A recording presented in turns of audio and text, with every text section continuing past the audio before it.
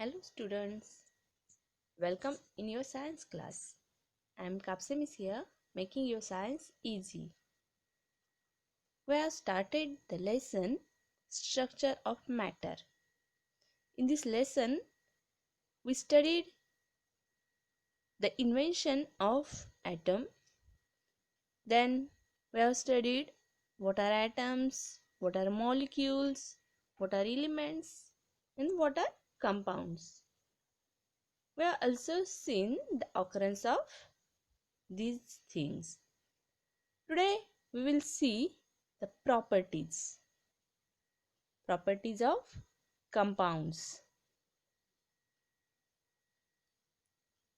and what are mixture. Before going to the properties, I will tell you something about mixture. What are mixture? When two or more elements or compounds are mixed together and there is no chemical change between them, we get mixture of element or compound. जब दो या दो से ज़्यादा element या फिर compound हम साथ में मिलाते हैं और उनमें केमिकल चेंज नहीं होता है तो उसे बोला जाता है mixture. In mixture no new molecules are formed. उसमें केमिकल रिएक्शन नहीं होती है, मतलब उसमें न्यू मॉलिक्यूल्स भी तैयार नहीं होते हैं. When two or more elements or compounds are brought together, they do not always react chemically. Firstly, not all elements or compounds can react with each other. Secondly, even if they can react with each other, they will not do so until are favorable. कोई भी दो चीज़ें हम साथ में मिलाते हैं तो उसमें केमिकल रिएक्शन हर बार होती है ऐसा नहीं है.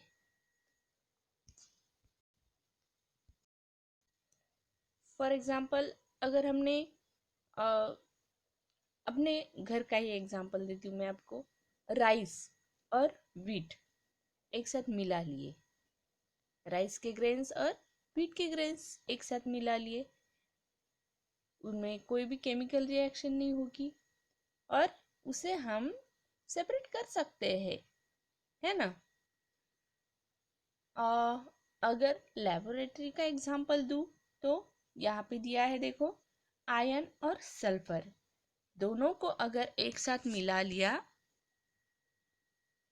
तो आयरन एंड सल्फर के जो एटम्स हैं वो सेपरेट रहते हैं.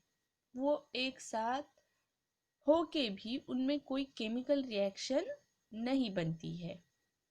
तो ये हो गया mixture of iron and sulphur. और ये आयरन एंड सल्फर के मिक्सचर को हम सेपरेट कैसे कर सकते हैं? हमें मालूम है टेंडेंसी है आयरन में मैग्नेट को स्टक होने की. आयरन जो है वो मैग्नेट को स्टक हो जाता है. अगर इस मिक्सचर पे मैग्नेट घुमाया तो आयरन के जो एटम्स है वो मैग्नेट को स्टक हो जाएंगे और सल्फर के जो एटम्स है वो बाउल में ही रहेंगे. तो ऐसा जो कॉम्बिनेशन है उसे बोला जाता है mixture. Secondly, even if they can react with each other, they will not do so until conditions are favorable. अगर वो एक दूसरे के साथ रिएक्ट भी होना चाहे तो वो तब तक रिएक्ट नहीं हो सकते जब तक उनमें कोई फेवरेबल कंडीशन ना हो. For example, some compounds may have to be heated together to make them react. Other may have to be dissolved in water before they can react.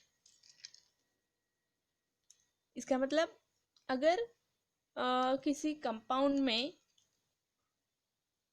या फिर कोई कंपाउंड एक दूसरे के साथ रिएक्ट हो सकते हैं अगर उन्हें हीट किया जाए।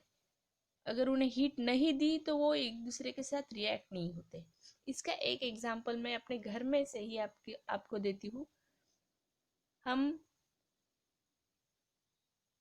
टी बनाते हैं। इन मेकिंग टी, अगर वाटर में टी पाउडर मिलाया जाए तो हम वाटर और टी पाउडर को सेपरेट कर सकते हैं।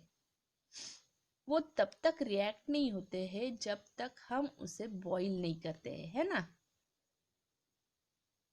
वाटर और टी पाउडर मिला के उसकी चाय कब बनती है? जब हम उसे बॉईल करते हैं।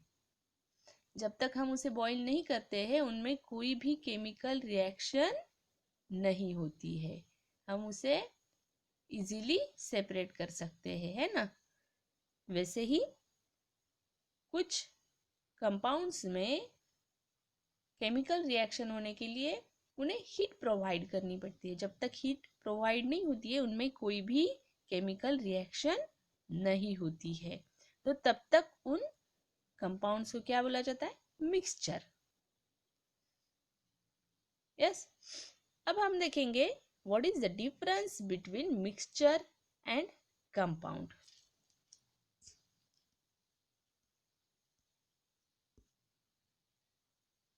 Difference between mixture and compound. Here we can see some properties, mainly 5 properties: combination of constituent, ratio of constituent, separation of constituents, properties and energy changes. We will see what is the difference between mixture and compound according to these properties. A compound can be broken down into its constituent elements by chemical method. Compound को break down किया जा सकता है उसके chemical method से। Compound के जो elements है उन्हें हम और ब्रेक डाउन कर सकते हैं केमिकल मेथड से। For example, each water molecule is made up of 2 atoms or hydrogen and 1 atom of oxygen. Water का फॉर्मूला देखा है हमने, H2O, 2 atom of hydrogen and 1 atom of oxygen. इसे हम केमिकल मेथड से ब्रेक डाउन कर सकते हैं।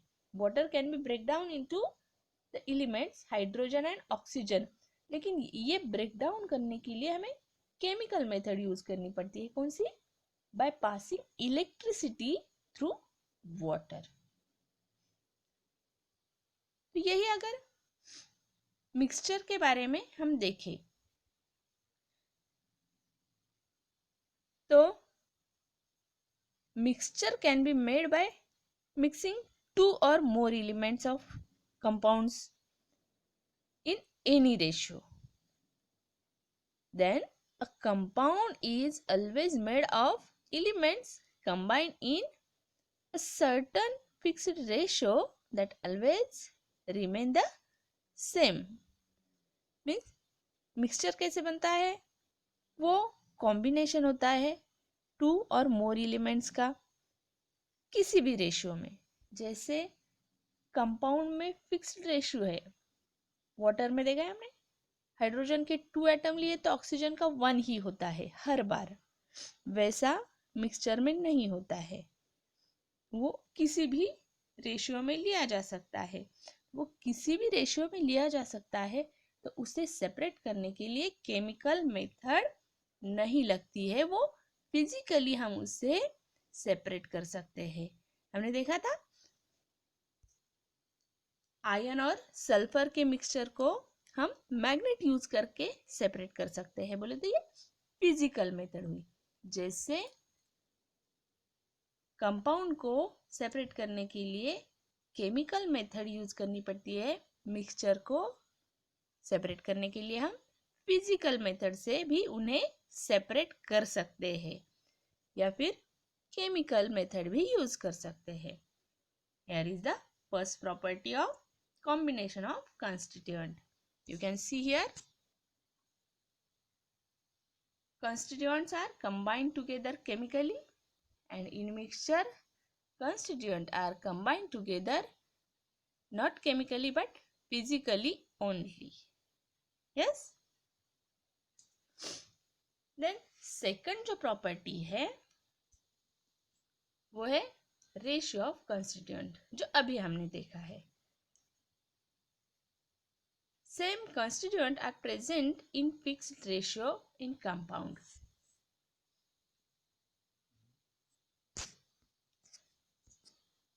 Same constituents are present in fixed ratio, and for mixture constituent can be present in any ratio.